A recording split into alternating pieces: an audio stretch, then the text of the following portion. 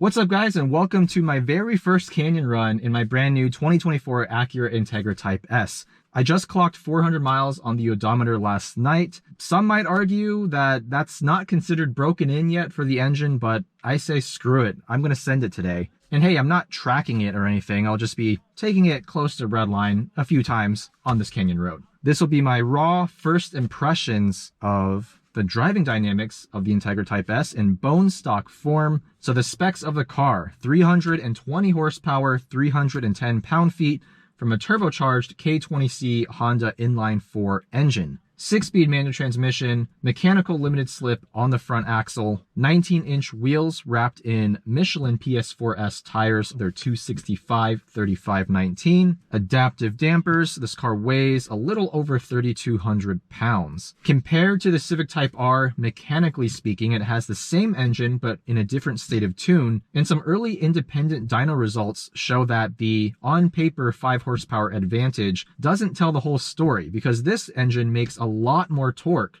than the standard Civic Type R K20C. Forget the exact number, but I think it was in the ballpark of 20 to 30 foot-pounds more torque in the mid-range. The Type S does have more sound deadening. It does have an ELS sound system and these power seats, which should all add quite a bit of weight over the Civic Type R, but on paper, the Type S is only around 30 to 40 pounds heavier. Now, I'll get into more sort of long-term ownership impressions of the car as I drive it more, but today, again, we're going to focus on the driving dynamics. Now, one thing I really like about the Type S, the individual mode. You can use this button here, you just hold it down for a couple seconds, and you can set the engine, steering, suspension, and gauges to the exact setting that you want, and have it come up with one press of the individual button. Think of the M1 and M2 buttons in your BMW M cars. So the way I have it set for daily driving is engine and sport, steering and gauge in Sport Plus, and suspension and comfort. But because we are going to be driving a little bit more aggressively, I have the suspension set to sport right now, not Sport Plus. Let's also turn traction control off. We're not going to do the pedal dance to turn it 100% off because, to be honest, I haven't learned the pedal dance yet. I've had no need. Valved exhaust, it does sound a lot better than the Civic Type R exhaust. Let's start pushing this thing. Second gear.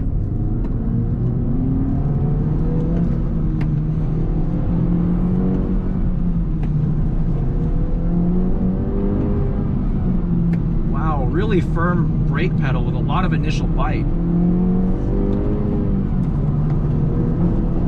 A little bit of torque steer there.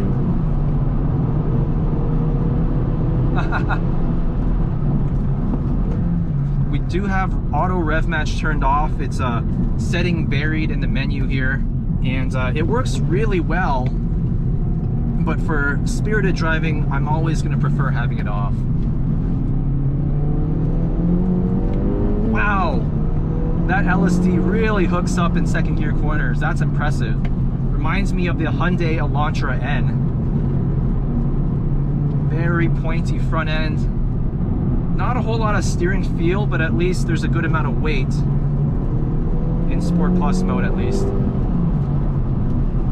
Damn, this thing hustles. Really, really strong brake bite from these Brembos. I don't think I'm gonna need a big brake kit for this car, even when I start tracking it, but we'll see.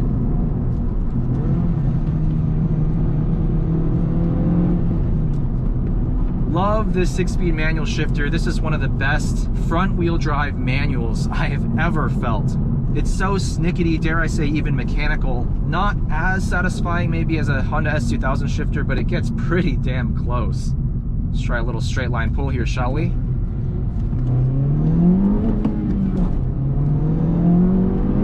Yeah, there's a little bit of turbo lag below around 3,500 RPM, but once it hits boost, this engine pulls hard. Now I'm shifting at 6,500-ish, not taking it quite out to redline yet. Really good brake feel, really good suspension. In fact, I'm gonna throw this into Sport Plus to see how that feels.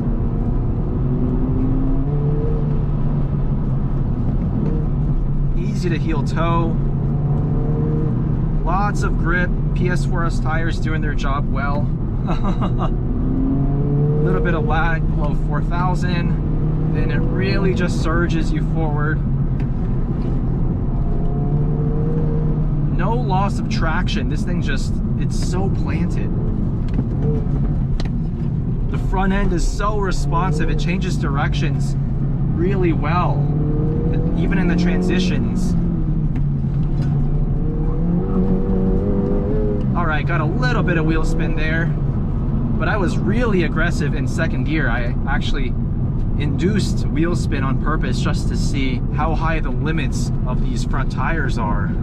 And they're high, they are high. It feels very Elantra N, like I mentioned earlier, but in a sort of less aggressive way. The Elantra N, the way that diff hooks up coming out of second gear corners almost feels like it wants to turn the car even more than where you're pointing the steering wheel. Whereas in this car, instead of overcompensating, the diff just helps you go in your intended direction, if that makes any sort of sense at all. This car feels a little bit more predictable on throttle in those tight hairpins. This suspension is fantastic. Most cars with adaptive dampers that I've driven in the Sport Plus or the stiffest setting, it's just way over damped. But in this car, it feels just right for canyon driving. Comfort mode is super plush. It really does feel like a luxury car around town. But in Sport Plus, I'm getting really excellent body control here. The way this car just soaks up all the bumps. It's actually one of my favorite parts of this car. Look at that. So much compliance. This car feels very rigid, this chassis. Very Civic Type R, because ultimately it is a Civic Type R in sheep's clothing. Although even from outside, this car looks more aggressive in some ways than the Civic, with those wide fender flares. I've absolutely inhaled about 40 miles of range just from that short drive there. But first impressions of the Type S, it's not, say, a willing dance partner in the way that my BRZ is, obviously. This is an FF. It has a very different driving characteristic at the limit. But I will say, really impressed. The driving inputs are really dialed in. The steering could use more feedback, but that's true of essentially every EPS rack. Only Porsche GT cars, in my opinion, have really nailed electric power steering. The manual shifter is fantastic. It's on par with the latest and greatest GT car shifters. Brake pedal, really good, really solid. It feels like this car has a big brake kit because it basically does. Brembo 4-pot front brakes. I mean, once I start tracking this thing, I'd be very surprised if I needed to upgrade these calipers or rotors. Suspension, though, is the most impressive part of this car after that first drive. It's just so well dialed in. It feels like the perfect blend of comfort and performance. And between the three modes, Comfort, Sport, and Sport Plus, there's a really noticeable difference. The moment you switch modes, you feel the difference immediately in the way the car absorbs bumps and the way it handles around corners. With that being said, I think we're gonna have to take this thing on track very soon. Late September, we have a couple of back-to-back days at Sonoma Raceway. All I'm gonna do to this car to prep for that is some .4 brake fluid. That's it. I'm even keeping the stock pads, stock alignment. We're gonna see how this car performs from the factory with just some brake fluid so I don't send this thing into a wall. But first, canyon driving impressions. I am super impressed. It's a very different experience, obviously, compared to what I'm used to with front engine, rear wheel drive, or even mid-engine or rear engine cars, basically the past 6 or 7 daily drivers that I've had. But I'm excited. I think this is a really good platform to enable me to learn something different. I've never had a front wheel drive track car, so this should be really, really interesting. Thank you guys for watching. Stay tuned, subscribe for more Integra Type S videos. More to come, and I'll see you guys in the next one.